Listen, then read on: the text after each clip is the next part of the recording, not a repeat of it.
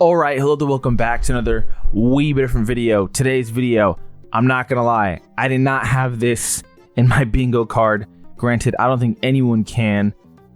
Just in, Houston Rockets Fred VanVleet has suffered a torn ACL, sources tell ESPN. A devastating, potentially season-ending loss. I don't know how it wouldn't be season-ending, it's an ACL injury. But anyway, this is massive. We've talked about it a lot in the offseason. I've had several videos where I mentioned the Houston Rockets are legitimate title contenders. This really does hurt those odds significantly. I'm going to get into my reasoning why, but first and foremost, if you don't know who Fred VanVleet is, or if you do know but you don't know much, averaged 14.1 points per game, 3.7 rebounds per game, 5.6 assists per game. He's also a former champion, so he knows how to win. Not only that, in the playoffs, he was really manning the fort on the offensive end, just being the floor general, being the leader that the team needed, and being consistent. And his numbers are all up. All of them were up in the playoffs. Minutes were up in the playoffs because that's what he's there for. He's there to lead the team in those moments. Obviously, with the addition of KD, Dorian Finney-Smith, another year of Amen, another year of Reed Shepherd, losing Dylan and Jalen Green, but you live with that. This, though, is they don't really have another point guard. Reed Shepherd has to step up. Get into quick reactions before we get into the Western Conference as a whole. This is not the way Reed Shepherd truthers wanted him to get playing time, and that is, it's the truth. It's the truth. Kevin Durant is a point guard now. Brutal. Have to imagine they may look to trade for a point guard now. They might wait until the trade deadline or buyout market because they do need a true one. If there's anything that they can hang their hats on, is Sengun's a guy who's able to handle the ball. Now, he shouldn't be taking it up the court, but similar to Jokic, he's able to facilitate the offense in his own right. If he improves in that aspect, it'll help the team, but they still need a point guard. People are mentioning Russell Westbrook. Russell Westbrook. I'm not sure that's the answer, but moving forward, looking at the Western Conference, originally, I had, in my opinion, talked about Thunder, Rockets, Nuggets being the top three seeds. This might push them, the Rockets, to 4 or 5 in the playoffs. It'll obviously significantly hurt them. However, for those of you, again, that just don't follow the Rockets or are new to the Rockets because you're a Kevin Durant fan, you follow the Suns, or you follow the Thunder, then the Nets, whoever the case may be.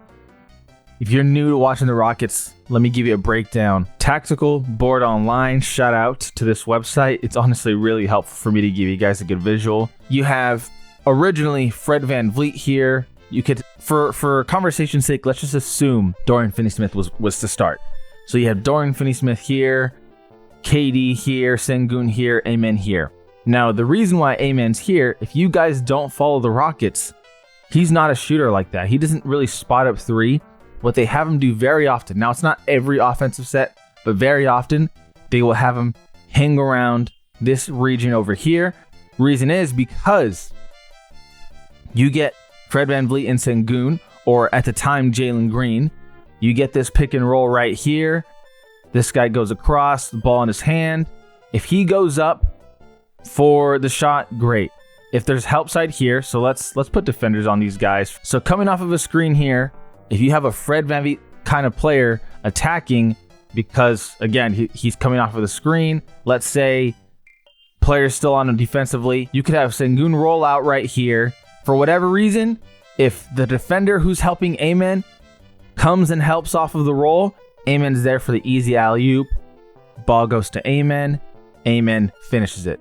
That is the most typical stuff you see with the Houston Rockets. How they utilize Amen is over here whenever he's off the ball. And it's not even exactly in that fashion where it has to be a pick and roll. It could really be anything where someone attacks the hole and there's help side, but Amen's always going to be over here. He's waiting and ready for those alley-oops and those cuts to finish inside. Another thing you know for sure that Fred VanVleet helps with, if for whatever reason, let's say you get a double team on KD, Sengun runs open, you get rotations. So guy who's on Amen goes to Sengun, guy who's on Dorian goes to Amen. And for whatever reason, if this player is playing both of these, the ball goes to VanVleet. VanVleet's a guy who is a spot-up shooter. He's able to knock down the three. I mean, it's pretty straightforward in what you're getting with VanVleet. You're getting a guy who's a floor general, and you're getting a guy who's a shooter. Again, averaging 14 points per game is no joke. I know we fawn at these 25 points per game, 30 points per game from guys like Shea, but you still need production from the other players that you don't see in the news, that you don't see in the highlight reel every night. The 14 points per game guys they're massive. And when you talk about, again, the leadership standpoint, the veteran aspect of it, he's huge. He's huge for this team. And now that you have VanVleet hurt, this guy's going to have to be Reed Sheppard. So when Reed Sheppard's not in the game, you have a guy who's probably not a shooter, because looking at the depth of the Rockets, it's not great. So I'm going to reset this real quick, give you another idea where VanVleet would be a massive help. So anytime you get a 5-out wide offensive set, which is a very typical thing in today's NBA where all 5 players can shoot. You see this a lot with the Celtics where all 5 guys are out because everyone in the Celtics can shoot. Someone like VanVleet on the Rockets, when let's say Amon's out and they got someone else who can shoot the ball, he is easily capable of winning an ISO matchup. So you're talking about a guy, for one, who's capable of slashing inside the rim. Let's say he wins this matchup, gets by a defender. If anyone comes and has help side, you have a guy who not only is willing to make the passes to the corners, you also have a guy, if these guys don't commit, these defenders don't commit, let's say the posts don't commit, or whoever's here don't commit, and they have commit, you have a guy who's easily able to go and floater or have some sort of athletic finish at the rim. When you see Fred VanVleet, you don't really think that, but he definitely has a lot of touch finish in his repertoire. So you have a guy, again, who's able to spot up shoot, who's able to make the passes that a point guard should. Floater game's on point. Finishing at the rim with the touch shot is on point. Easily able to make these passes over here. If for whatever reason anyone collapse on him, and let's say this is Amon after all, he's the guy last season, him and Sengun, that are getting the ball to Amon here if for whatever reason Amon's in the game for these cut finishes. It's just his value is huge. His value is just absolutely huge. There's not a lot of guys in the league who are able to do that. Let's be honest. Most teams have a all-star or superstar, but the difference between a championship team and a good team is the players around them. Shea, as good as he is, MVP, I talk highly of him. He absolutely needed J-Dub to win that championship. Chet Holmgren to win that championship. Caruso was massive in that championship run. You have these pieces who are just so important to winning. Jokic on his run, having Jamal Murray, Michael Porter Jr., Bruce Brown. Guys who are just so needed. We can continue to go down the line of former champions.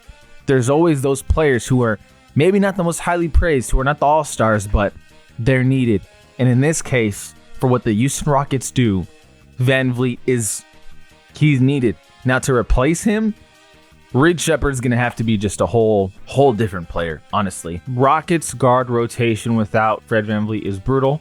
We got Amen Thompson, Reed Sheppard, Aaron Holiday, Josh Okogie, and then we got two-way players. This is not good. Amen Thompson has never been the floor general. It's just not what he does. Reed Sheppard has not looked good thus far in his NBA career. The Rockets either 1, have to trade for someone, 2, just play, be a top 5 seed until the buyout market or trade deadline where you can get someone for cheap, or 3, Reed Sheppard needs to step up. It does help having Sengun to, ease the load offensively. Obviously, when you have Kevin Durant, that's huge, but Kevin Durant plays at his best with a point guard who's able to alleviate some of the dribbling for him, because he's so good at catch and shoot. He's so good in isolation, but to have someone help run an offense is entirely different. So let's see how the Houston Rockets handle this. Obviously, as of right now, this, I'm not going to say shatters their hopes, but it greatly damages their hopes of a championship run with the current roster as is.